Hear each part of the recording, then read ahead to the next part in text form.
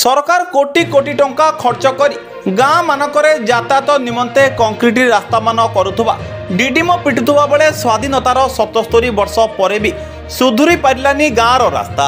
एभली एक गाँ हेउची कटक जिला महांगा ब्लॉक चाहापड़ा पंचायत बरदिया ग्रामर दलित साही रास्ता। एबे रास्ताटी खाल खमारे पूर्ण होइतिबा बेले पानी जमी रहुछि जा फल कादुआ पचर पचर रास्ता लोक माने यातायात करुचंती। नृतांग धर्मागतपुर ग्राम्य रास्ता ठारू 5 फुट तलकू थिबारु वर्षा दिने रास्ताटी संपूर्ण भावे बुड़ीजा सहित गाँ लोक माने पानी घेरे रही यातायात रे नाना समस्या भोग करिथांती। विशेष करी एही समय कई रोगरे पड़िले बहु कष्टरे मुख्य रास्ता को आसंती। सेपरि गाँ को लगी गोबरी नदी रही। ए नदी रे पानी आसिले गाँटी पानी घेरे रहुतुबा स्थानीय ग्रामवासी माने अभियोग करिसेंती। एने स्थानीय लोके ब्लॉक ठारू आरंभ करी जनप्रतिनिधि मानकू बारंबार लिखित भावे जणाइथिले मध्य किछि सुफल मिली पारु नाही। तेणु जनसाधारण बृहत स्वार्थ दृष्टि कटक जिलापाल एवं स्थानीय विधायक स्वतंत्र दृष्टि देई समस्यार समाधान करने को स्थानीय लोके निवेदन करिसेंती। कटकरू रमेश साहू को रिपोर्ट सूर्यास्त न्यूज।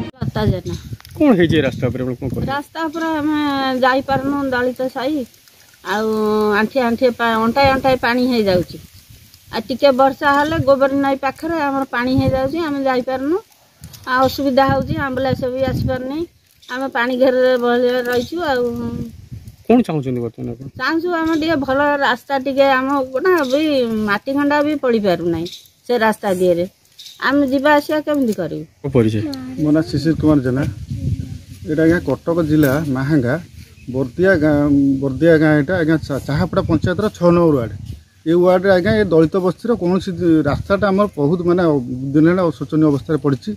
आम प्रशासन को बहुत थर आम नवेदन कलुणु जहाँफल कि प्रशासन ये रास्तार कौन मरामती कार्य कि कौन कम कौन माने पदक्षेप करना रास्ता रास्ता आज्ञा पूरा माने बहुत असुविधा जाई होनी रास्तार सार आउ पूरा कादुआ पचपच आउ टिके गोबर नई पानी हो गले रास्ता आज्ञा पूरा बुड़ीज आम पिला छुआ नहीं कुआड़े जापर गाई गोरु कौन घर कहीं बाहर पारे। बर्तमान कौन चाहूँ बर्तमान आम चाहूँ प्रशासन को जो बर्तमान विधायक जो अच्छा निवेदन अनुरोध करुँ कि कौन प्रकार रास्ता टे मरामती करूँ आमको टे सुविधा सुजोग रही सुजोग दिंतु कारण आम बहुत दिन है ये रास्ता आम बहुत अवहेलित आज्ञा एति आज्ञा विधायक निवेदन करूँ ये रास्ता टी कंक्रीट ढलाई करूँ जहाँफल कि आम दलित बस्ती सब लोक मैंने सुविधा सुजोग पाते।